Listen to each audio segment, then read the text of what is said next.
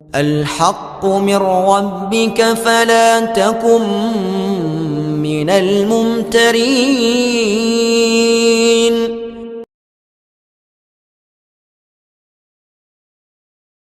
Dukun dakwah Al-Haqqu TV, pembangunan asrama, panti asuhan dan pondok pesantren Al-Haqqu, serta pembangunan Masjid Islamic Center Al-Haqqu. Salurkan donasi Anda melalui Bank Syariah Indonesia dengan nomor rekening 7726170370 dengan kode bank 451 atas nama Muhammad Rais, pengasuh panti asuhan dan pondok pesantren Al-Haqqu.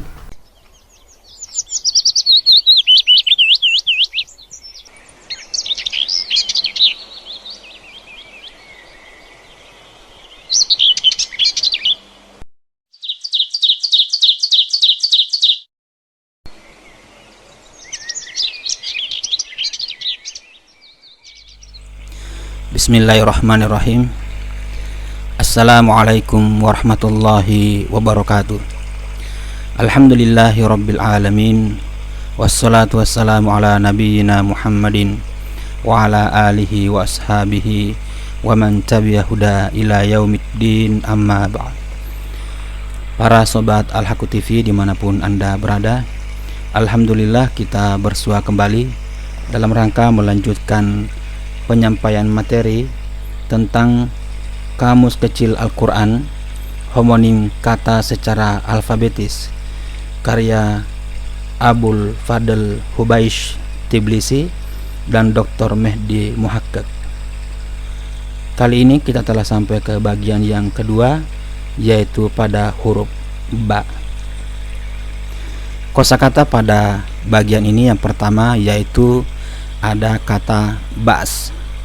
Kata bas dalam Al-Quran mempunyai 3 makna atau 3 arti, yaitu yang pertama artinya azab, sebagaimana disebutkan dalam 3 kalam ilahi berikut. Lihat Quran surah Al-Anbiya surah yang ke-21 ayat 12. Allah berfirman, maka tatkala mereka merasakan azab kami, tiba-tiba mereka melarikan diri dari negerinya. Kemudian lihat juga Quran surat Al-Mu'min surah yang ke-40 ayat 84. Allah berfirman, maka tatkala mereka melihat azab kami. Kemudian lihat juga Quran surah Al-Mu'min surah yang ke-40 ayat 29. Allah berfirman, siapakah yang akan menolong kita dari azab Allah jika azab itu menimpa kita.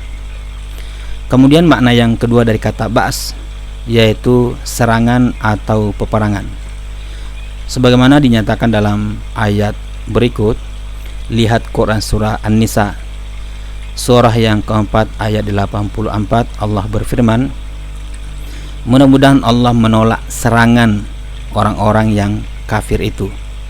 Lihat juga Quran surah An-Naml surah yang ke-27 ayat 33. Allah berfirman, mereka menjawab, kita adalah orang-orang yang memiliki kekuatan dan juga memiliki serangan yang sangat. Lihat juga Quran surah Al-Hasyr surah yang ke-59 ayat 14. Allah berfirman, serangan permusuhan antara sesama mereka adalah sangat hebat, yakni saling serang antara kaum Yahudi dan kaum munafik, sangatlah hebat jika terjadi. Kemudian makna yang ketiga dari kata ba's adalah kesengsaraan atau paceklik, sebagaimana disebutkan dalam ayat 42 surah Al-An'am surah yang ke-6. Allah berfirman, kemudian kami siksa mereka dengan menimpakan kesengsaraan dan kemelaratan. Jadi kata ba's di dalam Al-Quran mempunyai 3 makna. Yang pertama artinya azab, yang kedua serangan atau peperangan, dan yang ketiga kesengsaraan atau paceklik. Kemudian kosakata berikutnya yaitu batil, ya. batil mempunyai 4 makna dalam Al-Quran. Yang pertama artinya menggugurkan atau menghilangkan, sebagaimana disebutkan dalam surat Al-Baqarah, surat yang kedua ayat 264. Allah berfirman, "Hai orang-orang yang beriman, janganlah kamu menggugurkan pahala sedekahmu dengan menyebut-nyebutnya dan menyakiti perasaan si penerima." Kemudian lihat Quran surah Muhammad, surah yang ke-47 ayat 33. Allah berfirman, "Hai orang-orang yang beriman, taatilah Allah dan taatilah Rasul, dan janganlah kamu menggugurkan pahala amal-amalmu." Kemudian kata batil artinya yang kedua yaitu pendustaan, sebagaimana di dalam Al-Quran surat Al-Ankabut, surah yang ke-29 ayat 48. Allah berfirman, "Andai kata kamu pernah membaca dan menulis, benar-benar ragulah orang yang mendustakanmu." Kemudian dalam Quran surat Fussilat, surah yang ke-41 ayat 42, Allah berfirman, "Yang tidak datang kepadanya Al-Quran kebatilan, baik dari depan maupun dari belakangnya." yakni Al-Quran tidak pernah didustakan oleh kitab-kitab suci sebelumnya, juga tidak akan ada kitab sesudahnya yang akan mendustakannya. Kemudian kata ba's bisa bermakna aniaya, sebagaimana terdapat di dalam 2 ayat berikut. Lihat Quran surat Al-Baqarah, surah yang kedua ayat 188. Allah Subhanahu wa taala berfirman, "Dan janganlah sebahagian kamu memakan harta sebahagian yang lain di antara kamu dengan jalan yang batil, dan janganlah kamu membawa urusan harta itu kepada hakim." Yakni janganlah kamu memakan harta sebagian yang lain di antara kamu secara aniaya. Kemudian lihat pula Quran surah An-Nisa, surah yang keempat ayat 29. Allah berfirman, "Hai orang-orang yang beriman, janganlah kamu saling memakan harta sesamamu dengan jalan yang batil, kecuali dengan jalan perniagaan yang berlaku dengan suka sama suka di antara kamu." Yakni jangan saling memakan harta sesama secara aniaya. Kemudian makna ba'sun yang keempat yaitu syirik, seperti dinyatakan dalam kalimat berikut. Lihat Quran surah An-Nahl, surah yang ke-16 ayat 72. Allah berfirman, "Maka mengapakah mereka beriman kepada yang batil dan mengingkari nikmat Allah?" Yakni apakah mereka percaya kepada syirik. Lihat pula Quran surah Al-Isra, surah yang ke-17 ayat 81. Allah berfirman, "Dan katakanlah, yang benar telah datang dan yang batil telah hilang. Sesungguhnya yang batil itu adalah sesuatu yang pasti hilang." Yakni tauhid telah datang dan kesyirikan telah sirna. Sesungguhnya kesyirikan adalah sesuatu yang pasti sirna atau hilang, lenyap. Jadi ba'sun atau kata batil, kata batil di dalam Al-Quran mempunyai 4 makna.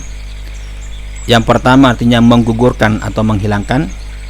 Yang kedua artinya pendustaan. Yang ketiga artinya aniaya.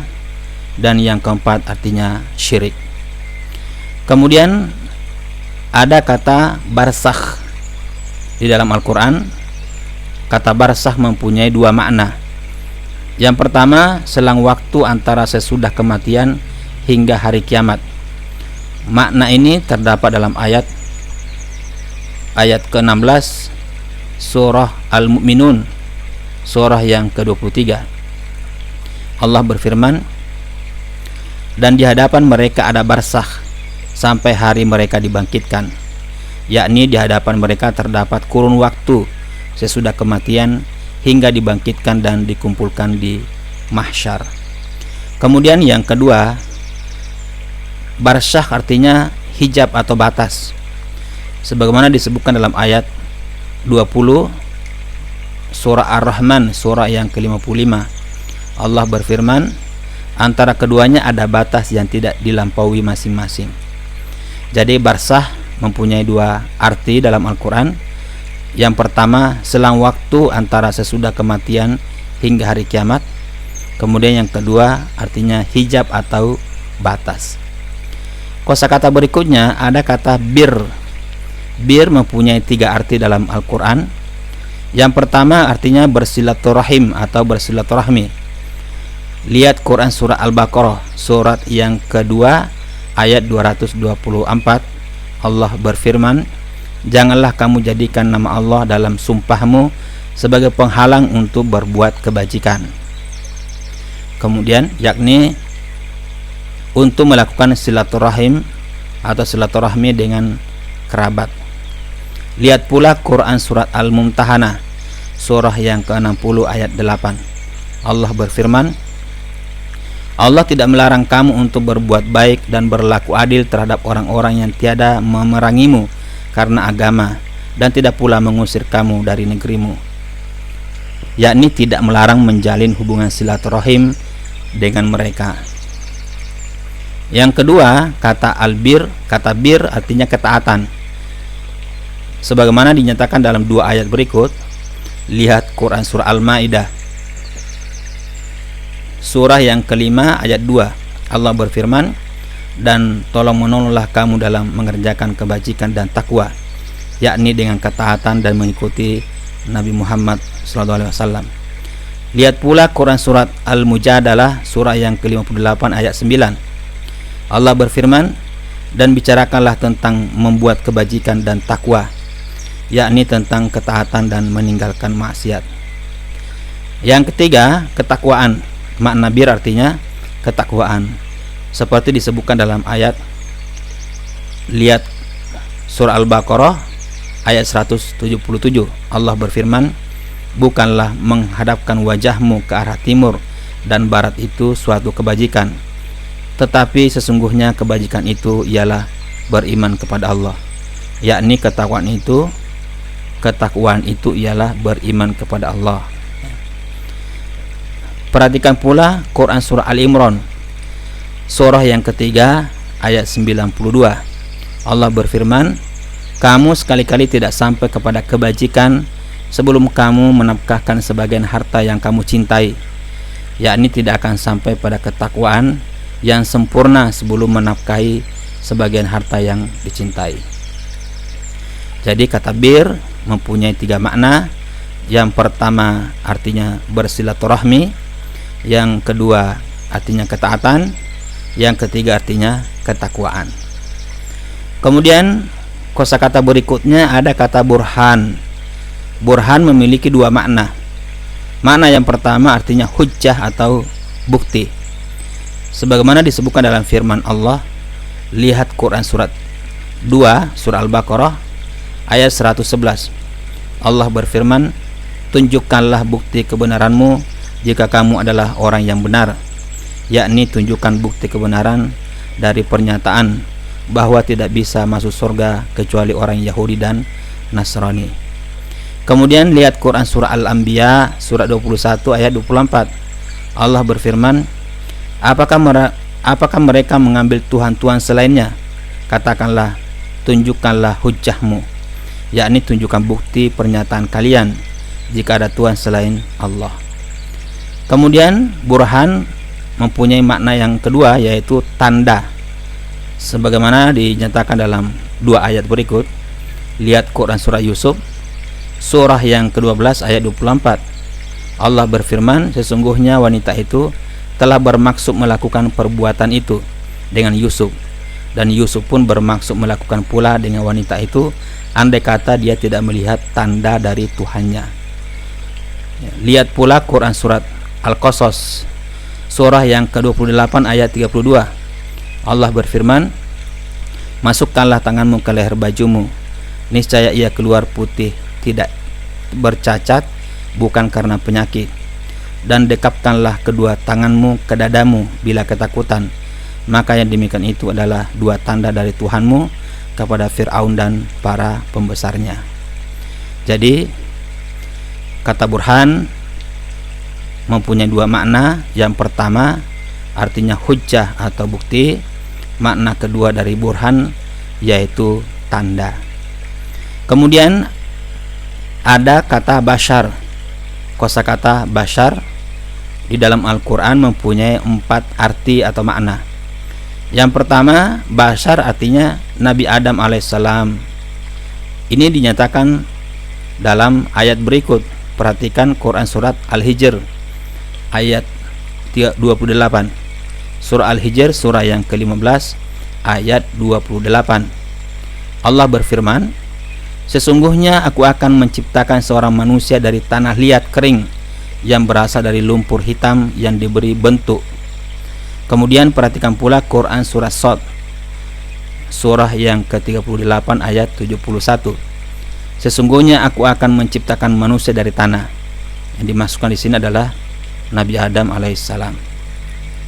Kemudian yang kedua, bashar artinya seorang manusia, sebagaimana disebutkan dalam 2 ayat berikut. Perhatikan surah Yusuf surah yang ke-12 ayat 31.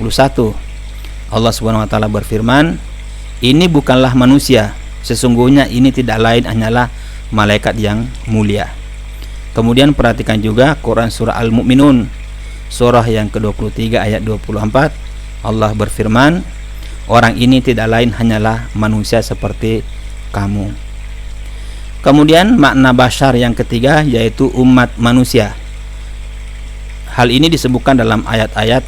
Perhatikan Quran surat Ibrahim surah yang ke-14 ayat 10. Allah berfirman, mereka berkata, kamu tidak lain hanyalah manusia seperti kami juga.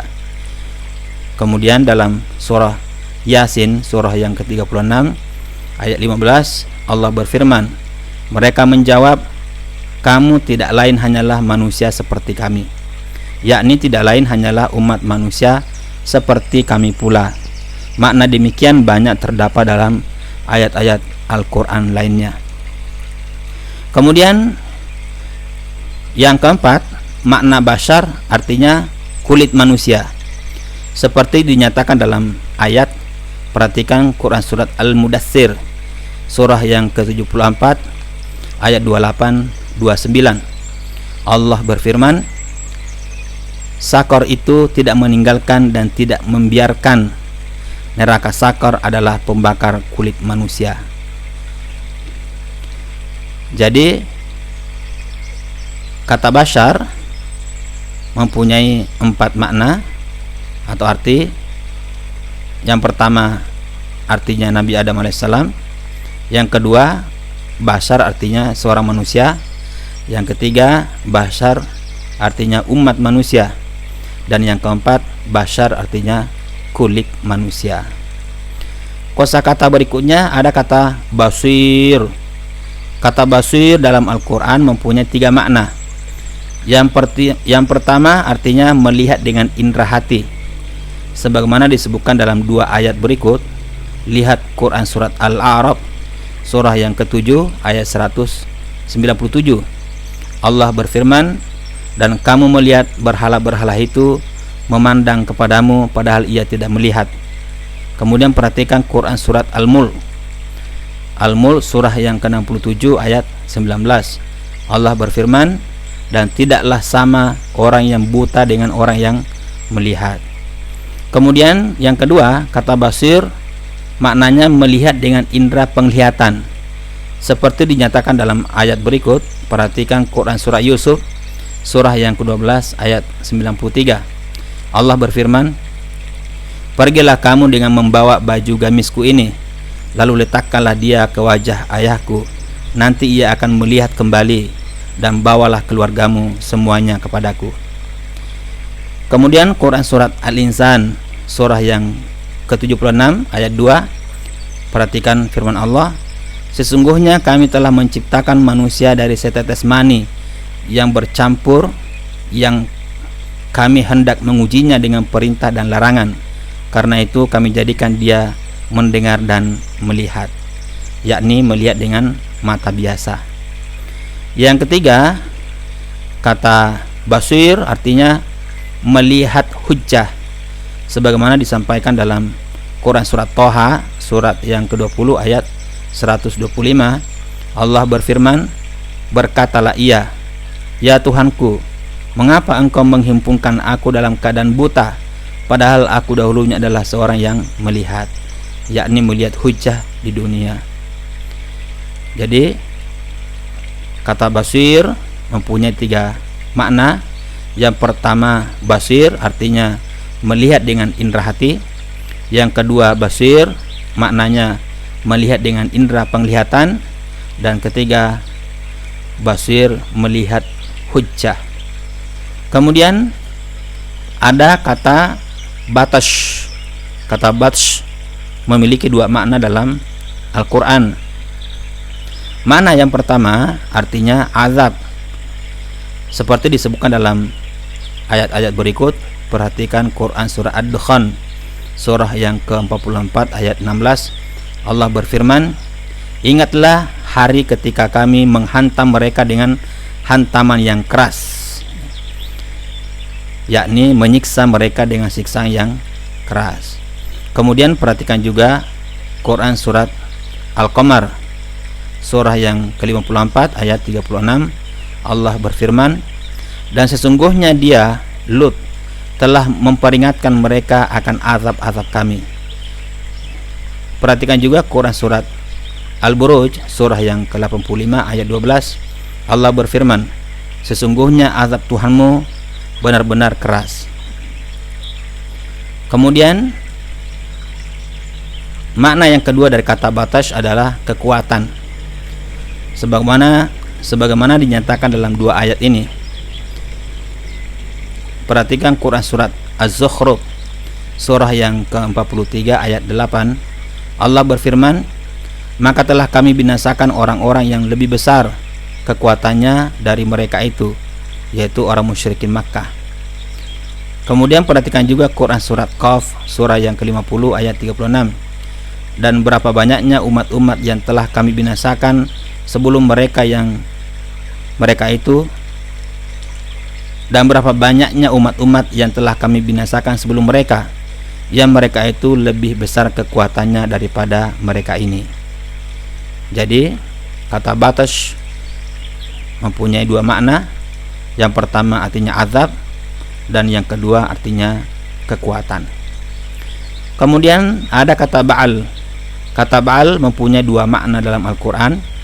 Yang pertama artinya suami, sebagaimana disebutkan dalam firman Allah, Quran surat Al-Baqarah, surah yang kedua ayat 228. Allah berfirman, dan suami-suaminya berhak merujukinya dalam masa menanti itu. Kemudian lihat Quran surah Hud, surah yang ke-11 ayat 72. Allah berfirman, istrinya berkata, sungguh mengherankan, apakah aku akan melahirkan anak, padahal aku seorang perempuan tua, dan ini suamiku pun dalam keadaan yang sudah tua pula. Kemudian yang kedua, kata Ba'al artinya nama sebuah berhala, seperti diungkapkan dalam ayat 125 surah As-Saffat, surah yang ke-37. Allah berfirman, patutkah kamu menyembah Ba'al dan kamu tinggalkan sebaik-baik pencipta, yakni patutkah kamu menyembah berhala. Ba'al itu salah satu nama berhala. Jadi Ba'al mempunyai 2 makna. Yang pertama artinya suami, makna yang kedua artinya nama sebuah berhala. Kemudian kosakata berikutnya dalam Al-Quran ada kata bak. Kata bak artinya mempunyai 4 makna atau arti. Makna yang pertama artinya lalim atau aniaya. Lalim atau zalim atau berbuat aniaya. Makna ini terdapat dalam kalimat, lihat atau perhatikan Quran surah Al-A'raf, surah yang ke-7 ayat 33. Allah berfirman, katakanlah, Tuhanku hanya mengharamkan perbuatan yang keji, baik yang nampak ataupun yang tersembunyi, dan perbuatan dosa, berbuat aniaya. Perhatikan pula Quran surah Asy-Syura, surah yang ke-42 ayat 39. Allah berfirman, dan bagi orang-orang yang apabila mereka diperlakukan dengan zalim, Kemudian yang kedua, maksiat atau tidak patuh. Seperti dinyatakan dalam ayat berikut. Lihat Quran surat Yunus, surah yang ke-10 ayat 23. Allah berfirman, maka tatkala Allah menyelamatkan mereka, tiba-tiba mereka berbuat maksiat di muka bumi tanpa alasan yang benar. Hai manusia, sesungguhnya bencana maksiatmu akan menimpa dirimu sendiri. Yang ketiga, kata bakyun, bakyu atau bakya dan seterusnya, artinya dengki. Sebagaimana disebutkan dalam ayat berikut. Perhatikan Quran surah Al-Baqarah ayat 213. Allah berfirman, melainkan orang yang telah didatangkan kepada mereka kitab, yaitu setelah datang kepada mereka keterangan-keterangan yang nyata, karena dengki antara mereka sendiri. Kecuali sesudah datang. Perhatikan Quran surah Asy-Syura, Quran surah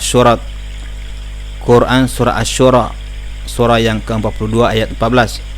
Allah berfirman, mohon maaf sebelum sampai ke sana, perhatikan dulu Quran surah Ali Imran. Quran surah Ali Imran, surah yang ketiga ayat 19. Allah berfirman, kecuali sesudah datang pengetahuan kepada mereka karena kedengkian yang ada di antara mereka. Nah, kemudian yang tadi Quran surah Asy-Syura, surah yang ke-42 ayat 14. Allah berfirman, dan mereka ahli kitab tidak berpecah belah kecuali setelah datang pada mereka ilmu pengetahuan karena kedengkian di antara mereka. Kemudian makna yang keempat yaitu zina. Jadi kata bagyun artinya zina, selain makna-makna yang tadi telah disebutkan. Makna ini terdapat dalam ayat 28 surah Maryam, surah yang ke-19. Allah berfirman, hai saudara perempuan Harun, ayahmu sekali-kali bukanlah seorang yang jahat dan ibumu sekali-kali bukanlah seorang pezina. Kemudian perhatikan Quran surah An-Nur, surah yang ke-24 ayat 33. Allah Subhanahu wa taala berfirman, dan janganlah kamu paksa budak-budak wanitamu untuk melakukan pelacuran atau zina. Jadi kata bakyun atau bakyu dan seterusnya mempunyai 4 makna.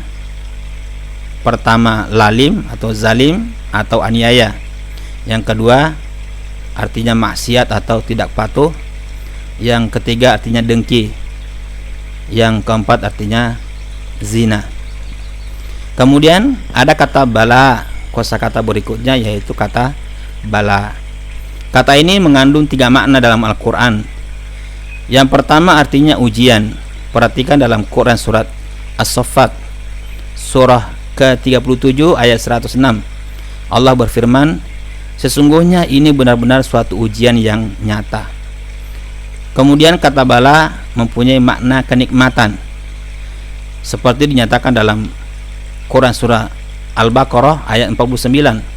Allah berfirman, dan pada yang demikian itu terdapat bala-bala yang besar dari Tuhanmu, yakni kenikmatan-kenikmatan yang besar dari Tuhanmu. Perhatikan pula Quran surah Ad-Dukhan, surah yang ke-24 ayat 33. Allah berfirman, dan kami telah memberikan kepada mereka di antara tanda-tanda kekuasaan kami sesuatu yang di dalamnya terdapat nikmat yang nyata. Kemudian kata bala artinya cobaan dengan kenikmatan dan bencana, seperti disebutkan dalam ayat 168 Quran surah Al-A'raf, surah yang ke-7. Allah berfirman, dan kami coba mereka dengan nikmat yang baik-baik dan bencana yang buruk-buruk agar mereka kembali kepada kebenaran. Perhatikan pula Quran surat Al-Anbiya, surah yang ke-21 ayat 35. Allah berfirman, kami akan menguji kamu dengan keburukan dan kebaikan sebagai cobaan yang sebenar-benarnya. Jadi kata bala mempunyai 3 makna. Yang pertama artinya ujian, yang kedua bala artinya kenikmatan, dan yang ketiga bala artinya cobaan dengan kenikmatan dan bencana. Kemudian kosakata berikutnya yang dimulai dengan huruf ba yaitu ada kata balad. Balad mempunyai 4 makna dalam Al-Quran. Makna yang pertama artinya Makkah atau Mekah. Makna ini terdapat dalam Quran surah Al-Baqarah surah yang kedua ayat 126. Allah berfirman, "Ya Tuhanku, jadikanlah negeri ini negeri yang aman sentosa." Kemudian perhatikan Quran surat Al-Balad surah yang ke-90 ayat 1. Allah berfirman, "Aku benar-benar bersumpah dengan kota ini." Kemudian perhatikan juga Quran surah At-Tin surah yang ke-95 ayat 3. Allah berfirman, "Dan demi kota ini yang aman." Negeri dan kota dalam ayat-ayat tadi yaitu Makkah atau Mekah. Kemudian kata balad mempunyai makna tanah yang baik. Ini disebutkan dalam Quran surat Al-A'raf surah yang ke-7 ayat 58. Allah berfirman, "Dan tanah yang baik, tanaman-tanamannya tumbuh subur dengan seizin Allah." Kemudian kata balad mempunyai makna tanah yang tandus. Pengertian seperti ini terdapat dalam Quran surat Al-A'raf surah yang ke-7 ayat 57. Allah berfirman, "Hingga apabila angin itu telah membawa awan mendung, hingga apabila angin itu telah membawa awan mendung, kami halau ke suatu tanah yang tandus." Perhatikan pula Quran surat Fatir surah ke-35 ayat 9.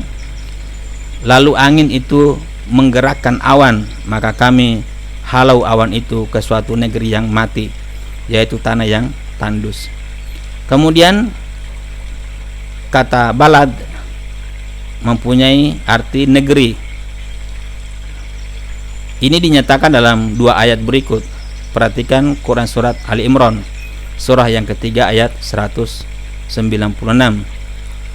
Allah berfirman, "Janganlah sekali-kali kamu terpedaya oleh kebebasan orang-orang kafir bergerak di dalam negeri." Kemudian perhatikan juga Quran surah Al-Fajr surah yang ke-89 ayat 8. Allah berfirman, "Yang belum pernah dibangun suatu kota seperti itu di negeri-negeri lain." Jadi kata balad dalam Al-Quran mempunyai 4 makna. Makna yang pertama artinya Makkah atau Mekah. 2, balad artinya tanah yang baik. 3, balad artinya tanah yang tandus. 4, balad artinya negeri. Kemudian kosakata berikutnya ada kata bu. Bu memiliki 4 makna. Makna yang pertama artinya patut, sebagaimana disebutkan dalam Quran surat Al-Baqarah surah yang kedua ayat 90. Allah berfirman, "Karena itu mereka patut mendapat murka sesudah mendapat kemurkaan." Kemudian lihat pula Quran surat Al-Anfal surah yang ke-8 ayat 16. Allah berfirman, "Maka sesungguhnya orang itu patut memperoleh kemurkaan dari Allah Subhanahu wa taala." Kemudian kata bu mempunyai makna yang kedua yang artinya melabuhkan, sebagaimana dinyatakan dalam ayat 93 Quran surah Yunus surah yang ke-10. Allah berfirman, "Dan sesungguhnya kami telah melabuhkan Bani Israel di tempat kediaman yang bagus." Kemudian kata bu mempunyai makna yang ketiga yaitu menempatkan, seperti terdapat dalam 2 ayat berikut.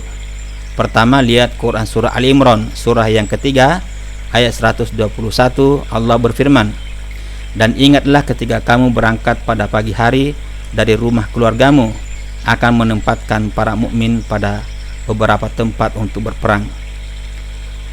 Perhatikan pula Quran surat Al-Hasyr surah yang ke-59 ayat 9. Allah berfirman, "Dan orang-orang yang telah menempati kota Madinah dan telah beriman atau ansar sebelum kedatangan mereka muhajirin." Kemudian makna yang keempat yaitu bu artinya kembali, sebagaimana dinyatakan dalam ayat berikut.